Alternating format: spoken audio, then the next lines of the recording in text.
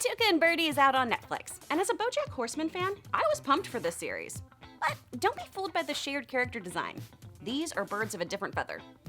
I hate change. The apartment is so quiet without you, and clean. I know. I'm so nasty.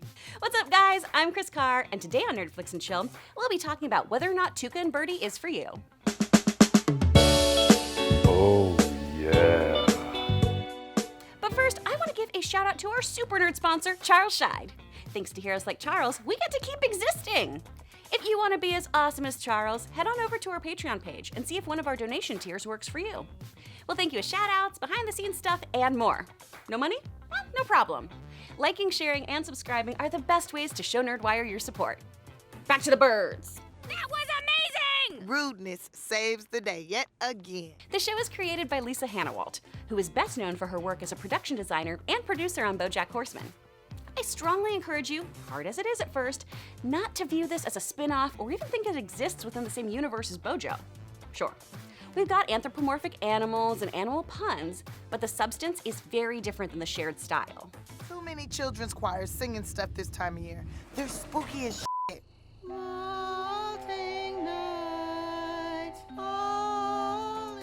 Hannawalt has stated that these shows do not live in the same universe, but that doesn't mean BoJack fans won't enjoy Tuca and Bertie.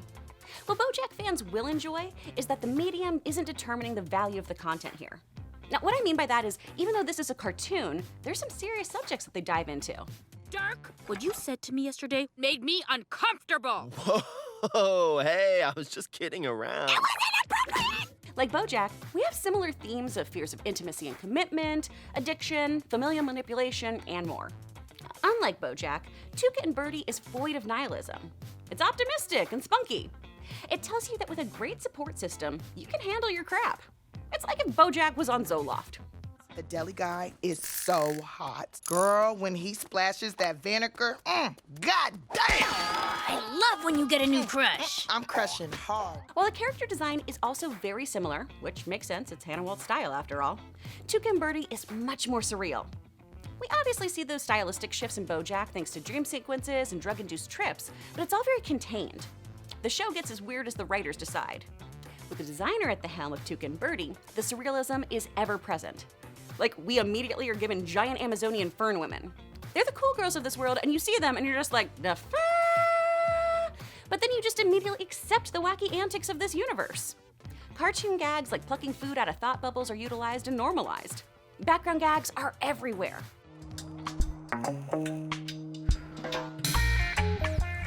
Whoa.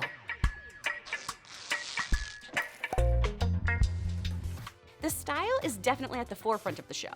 The substance seems to show up later. Tuca and Bertie follows Tuca, played by Tiffany Haddish, a loud, confident, wacky toucan, and her best bud Bertie, played by Ali Wong, who is anxiety-riddled, cautious, and a total people-pleaser. Bird pleaser? The two complement each other and fill in one another's shortcomings. Tuca pushes Bertie to take up space and ask for what she wants, while Bertie nurtures and cares for Tuca. Croissants. Uh-oh. You're getting that look you get whenever you have a dumb I have an idea. amazing idea. Follow me. No! This odd couple pairing is obviously nothing new. That setup is the lifeblood of pretty much every comedy. But the chemistry and the complexity of their friendship makes Tuca and Bertie work. Yeah? Sure! That would be great. Let's see. It only has my toothbrush, my daily medication. Oh, well, you don't have to leave all my everything. underwear, my sex toy. The story begins with a 6-month sober Tuca, and we immediately establish that Bertie often takes the role of caretaker.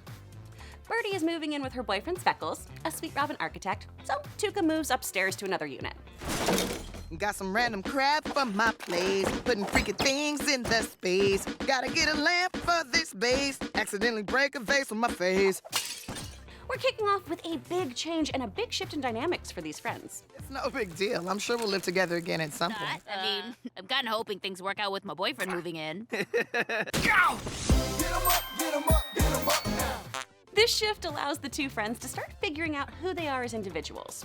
Bertie has to think a lot more about what she wants from work and in her love life, and Tuca has to start learning to rely on herself. Well, this is what I get for blindly following you out to the car. Can you drop me off at the arcade? Just come with us. It'll be fun. While the animation is surreal and experimental, a lot of the story remains grounded and relatable. Bertie's anxiety, for example, is handled very carefully while still being funny. Speckles might make a joke that sends Bertie spiraling into self-doubt, or being in a public space will cause her to freak out. There's not always a clear reason why her anxiety has surfaced, which makes it feel very real. She's losing her for no reason. For no reason. I'm losing my grip. She's losing her grip. For all of the reasons. Throughout each of these anxiety-riddled moments, Tuca stands by her friend. Sure, she pushes her out of her comfort zone a lot, but she also accepts this about her friend and cheers all of her victories, no matter how small. I do feel that the constant jokes and bits do distract from the grounded issues, and I honestly wasn't enamored with the series until about 7 episodes in. So, in that way, it does feel similar to BoJack. The first 6 episodes have great moments, but nothing I haven't really seen before. I am done with today. I need a drink. Hey, you can't spell drink without Dirk in some other letter. Except for a boob popping off of someone's chest to have a drink after being harassed. I honestly did not see that coming. I feel bad for splitting, but boy, did I need a drink. There, little petite. Tell your Auntie Tuckles all about it. But by that 7th episode, you see the depths of Tuca and Bertie's relationship. You understand more about why they are the way they are. There are some incredibly serious revelations that I was blown away by and did not anticipate from a cartoon. Like the sober Tuca realizing how much she relied on alcohol in certain social situations and trying to function in those situations without it. I told her to stop drinking. I told her it was too much. We have to pump her stomach. What can I do? All you can do is wait. Another strong through line is Bertie dealing with the various men in her life. From the guys at work, to her boyfriend, to a chef she admires, Bertie has to come into her own to voice her frustrations and stand up for herself. There's obviously a strong message about being a woman in the world. From male coworkers co-opting ideas, to catcalling and being body conscious. These birds have a lot to say about being birds. Birds like British slang for ladies. Did you get that? No.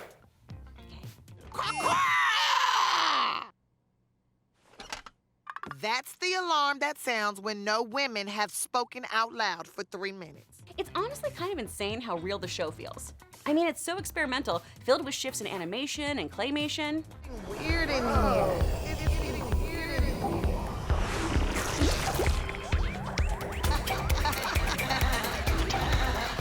here. That's what a massage is like if you've done acid. You should not do acid. You do so many things I can't.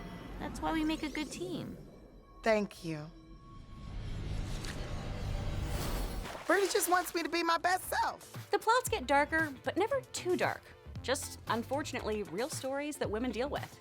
I wish I could protect them. From what? Wait, are there giant crabs in this lake? No. Well, yes. I mean, from the world. From men. You're also bombarded by gags in a way that makes me think I'll have to watch this series multiple times to catch all of the background jokes. There's some fantastic bits in this quirky little world. You're nervous. Hi, I'm Ultra Sam, the ultrasound machine. I've been programmed to comfort you. We tried to teach doctors empathy, but it didn't take. This first season definitely has its problems. It's not as anchored as BoJack Horseman, but it shouldn't be. Just like Bertie, it's just finding its voice by the end of the season. I don't owe you anything. And your croissants? They're dry. Get out! Tuca and Bertie, despite its bird characters and surrealist style, is grounded in real issues for adult women. Adulting can suck and be confusing and soul-crushing. With your best bud at your side cheering you on, you'll get through it. Honestly, I felt like I was watching the bird versions of me and Wit. Why do I always forget to destroy the evidence? You're like the boring dad I never had. He's cute. He's sweet. He has access to free him. She literally always has deli meat with her for me. She's an angel. Surprise! Your work sucks and I'm here to make it better. What? Check your desk. Oh, Tuca. I definitely think if you're a fan of Broad City and Adult Swim style shows, you'll love Tuca and Bertie. Also, before we wrap this up, guys, they eat eggs.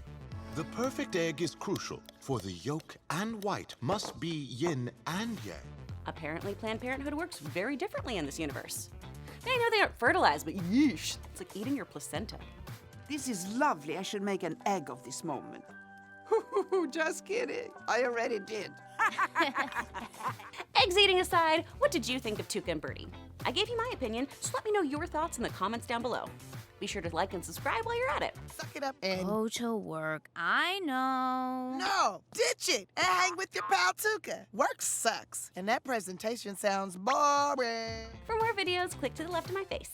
Again, big thanks to Charles and all of our sponsors on Patreon. And thank you for watching. Remember, Space Cowboy, all things in moderation, except for your shows.